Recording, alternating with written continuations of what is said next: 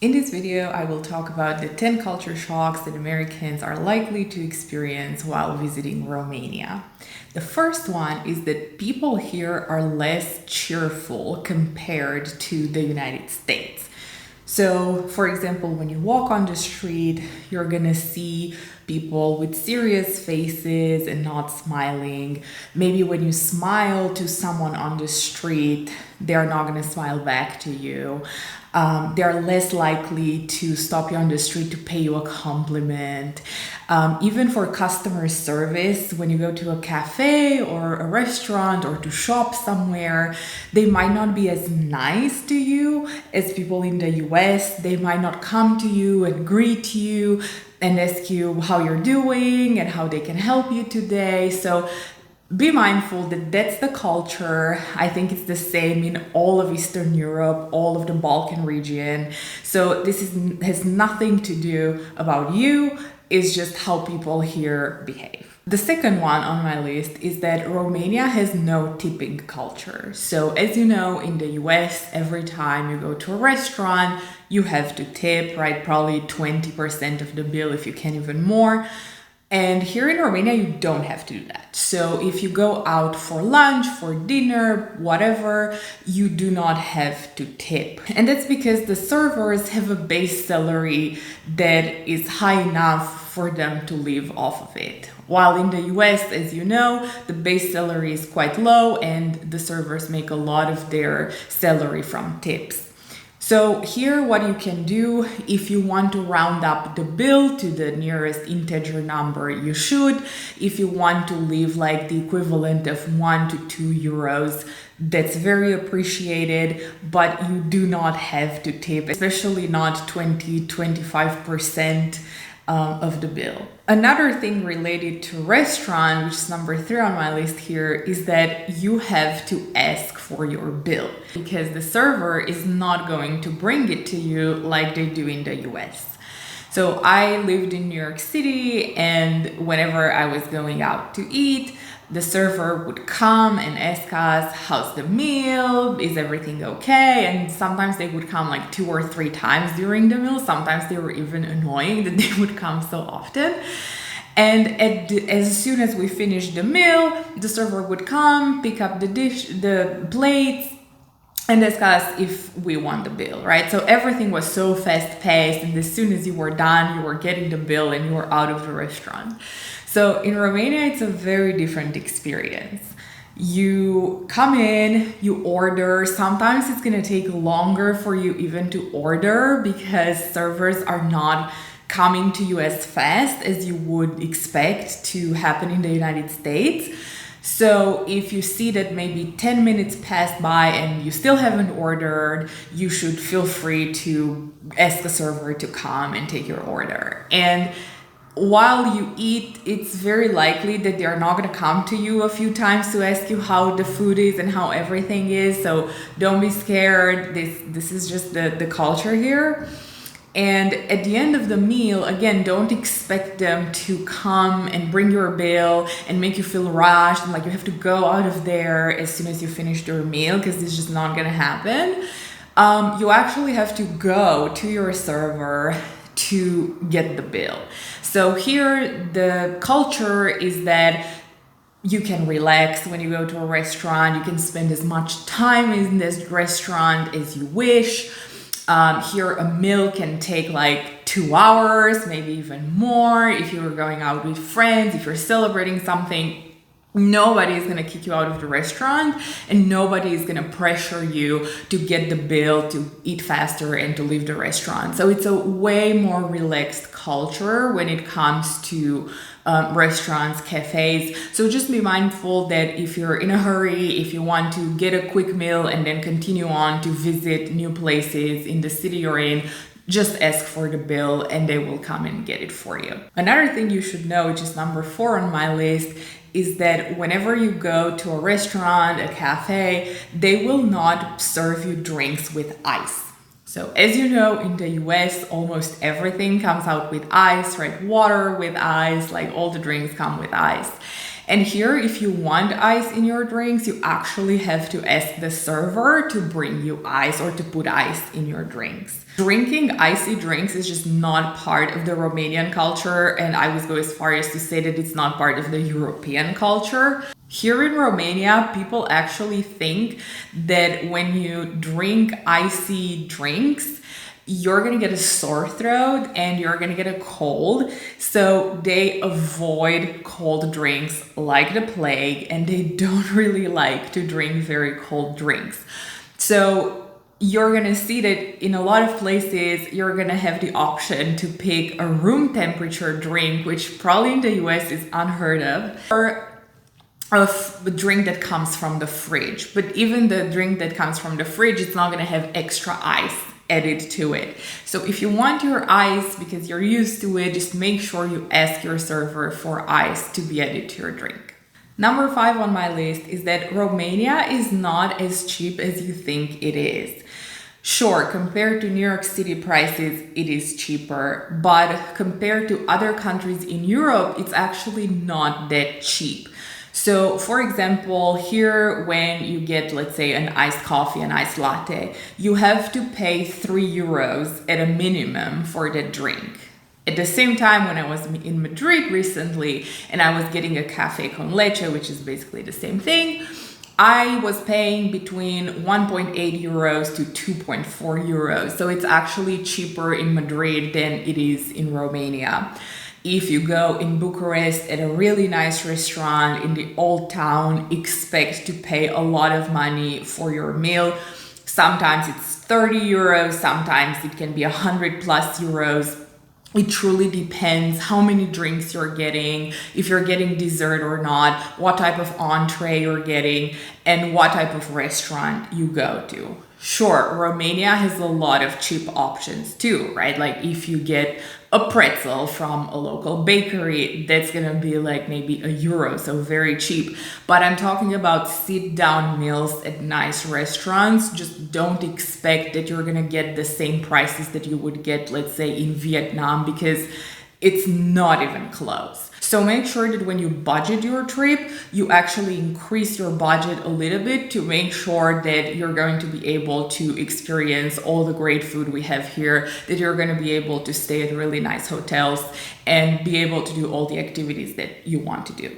Number 6 on my list is that the architecture reflects the history of the country. So most likely you're going to be landing in Bucharest, our capital city, and you're going to spend at least a few days there to explore the city. And I think the first thing you're going to notice is the different architectures in the city. So you're going to see a lot of beautiful buildings that were built before the communist period. And fun fact, in case you didn't know, Bucharest back in the day was called Little Paris, because when you go into the old town area, you're going to see that a lot of the architecture resembles the buildings that you see in Paris, and it's very, very pretty. So you're going to have that side of Romania, the really beautiful architecture. And then you're going to see the really ugly part of Romania, which is the communist architecture, which is gray buildings, depressing buildings. Everything is ugly. They never paid attention to aesthetics and how good a building looks. They were just like building these very ugly gray buildings everywhere. So you're going to be able to experience both sides of history while in Romania. And this is not just in Bucharest, it's in every city you're going to visit. Usually the city center has really nice buildings that were built pre-communism, and then the rest of the city is usually really ugly communist buildings. So it's always a mixture of the two. Number 7 on my list is that the rules in Romania are more flexible and people always try to work around systems. Versus in the US, people usually follow rules. And that's because in the United States, the system usually works and people usually trust the system and everything works smoothly because of this. Now, in Romania, because we were under communism for a long time, and because after communism, the country experienced a lot of corruption, the system never worked. And the system wasn't working for the regular people. And that's why the regular people of Romania were always trying to find ways to game the system, because they knew that it wasn't giving them a lot of advantages. And because people don't really trust the system and they see the corruption that was happening, and to some degree it's still happening, they try to usually work around it. Maybe a bit related to my previous point, number 8 on my list, is that people here in Romania are less politically correct and a lot more blunt. So in the US, especially in the corporate world that I was part of, I had to be very mindful what I'm saying, how I phrased it. I always had to walk on eggshells a little bit around people, because people could always interpret what you wanted to say in the wrong way, and then you would have issues at work, for example, right? So in Romania, people don't walk on eggshells when it comes to communicating with other people. They tell you what's on their mind. They usually have no filter. And maybe sometimes they make jokes that are borderline rude or insensitive, but it is just the local culture. So if you experience this, don't be shocked. This is not about you. People are not trying to be rude to you. This is just the culture of Romania. People just say whatever's on their mind, and just know that it might happen while you're here. Just to give you an example, if you're in the US and your friend bought a new shirt and it's showing you her shirt, and it's actually a really ugly shirt that doesn't really suit her, you would probably say like, oh, that's such a nice shirt, like that looks good on you, like it's great, you're just trying to be nice. And then in Romania, if you go to your friend and you show them your shirt and it's actually a really ugly shirt, they're gonna be like, bro, that's like a really ugly shirt. Why did you buy that? You look like shit. Take it back and get your money back, because it doesn't work. So that's like the type of like, we have no filter in this country. Speaking of clothes, number 9 on my list is that in Romania, most people have only washing machines but no dryers. So if you're staying for a longer period of time, maybe at an Airbnb, and you need to do laundry during your time in Romania, you will probably see that you're only going to get a washing machine and a drying rack, where you can put your clothes after you wash them, and if it's hot outside, you can maybe put it out on the balcony so the sun is able to dry your clothes faster. When I left Romania in 2010, I would say nobody had dryers. I don't even know if dryers were available to purchase back in the day, honestly. I truly don't know. But now that I got back in 2024, I noticed that you can at least buy dryers, and I feel like now at least a small percentage of people have dryers at home. I definitely have one. I got used to having a dryer in the US, and I actually love the convenience of being able to do laundry and have your clothes dry in a couple of hours. So I have one. They're available to purchase, but at the same time, the vast majority of the Romanian people will not have a dryer, and they just usually air dry their clothes. The final thing I have on my list here is that many young people in Romania speak English very well, and they usually also speak a third language. So here in Romania, we actually start learning English in kindergarten. And this was the case even when I was a kid. So I started to learn English in kindergarten. And then we continue to learn English all the way through high school. So that's 15-ish years of learning English.